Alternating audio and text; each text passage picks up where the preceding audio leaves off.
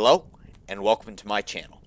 In this video, I will show you my personal favorite playstyle in Northwind, the Sniper. Now before we begin, if you enjoy this content, I would appreciate it if you leave a like. And if you'd like to see more in the future, go ahead and subscribe as well. Now without further ado, let's get started.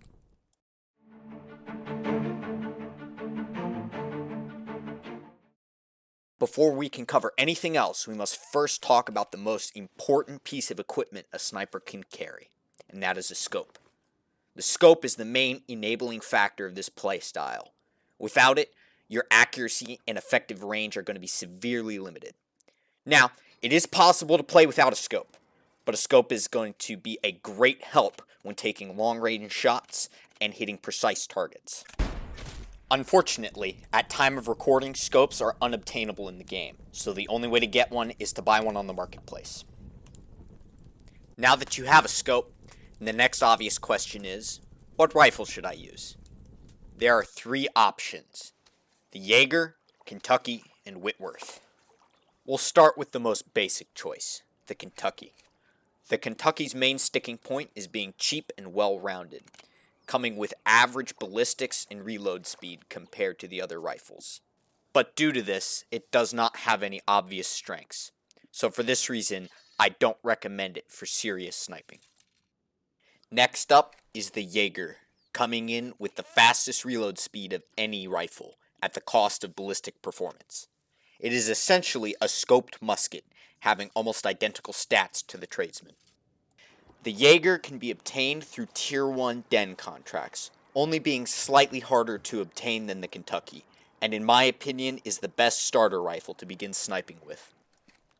And lastly, we have the Whitworth. The Whitworth is the heavy hitter of the three rifles, dealing 75 damage to the body and 90 to the head, as well as the best ballistic performance in the game. But this comes with two big drawbacks.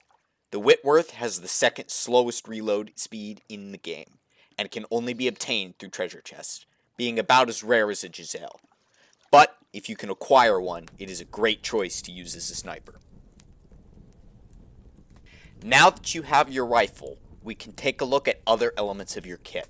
And first off, we are going to take a look at reload buffs. As you may have noticed, one of the main drawbacks of rifle weapons is their slow reload speed. This can be mitigated by using reload buffs. At the moment, there are two items I recommend using for this. Firstly is the powder horn from the Rebuilding Beowulf event, which when equipped comes with a permanent buff as well as coffee, which provides a temporary buff, but is easily farmable and is unlootable. When paired together, they provide a substantial reduction to reload time, and altogether make sniping more enjoyable. Now, while you're sniping, there will be situations where you will need to engage in close quarters combat, possibly with multiple attackers. An example of this would be getting ambushed while you're distracted engaging another target. For this, I recommend carrying a bow-type weapon with you. They are cheap, fast to equip, and will help you win outnumbered fights if you can be accurate with them. And lastly, for your equipment, make sure you bring lots of ammo and gun oil with you. You'll be using your rifle a lot, and you don't want to have to go all the way back to your spawn just because you ran out of ammo. I recommend carrying at least 70 rounds in ammo pouches, as well as one gun oil and some logs for a sawing bench. Now that you have your kit ready to go, we're going to take a look at how to start being effective with your rifle.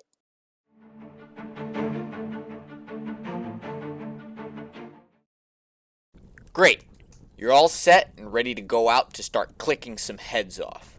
But there's one problem. You miss a lot. But don't worry, this is normal, and there's a solution. No one is good at sniping first time they do it, so you're going to have to get some practice in. For this, I recommend going on top of a hill and shooting at any animal that you can see. This will help you to learn the drop and travel time of your particular rifle. Mastering these two variables is the key to unlocking crazy aim and shooting people from miles away. Let's take this clip from the intro as an example. Now, I've been shooting at the hostile players in this village for a while, so I already know how high to aim in order to hit them. But when they move, I have to make an educated guess how far over to aim in order to hit. I end up being right, and I land this shot. Developing this intuition takes time, so the sooner you start, the better. The next piece of advice is to know your skill level. When deciding whether or not to take a tough shot, you should always follow your gut. Deep down, you will know what shots you can make and which ones you can't. So if you're not confident you can hit, you're better off waiting, because of my second piece of advice. The enemy will always stand still eventually. Be patient. It doesn't matter who they are. Everyone slips up eventually, and that's when you strike. Now that you have the training you need to start hitting shots, we are going to take a look at the tactics needed to take it to the next level.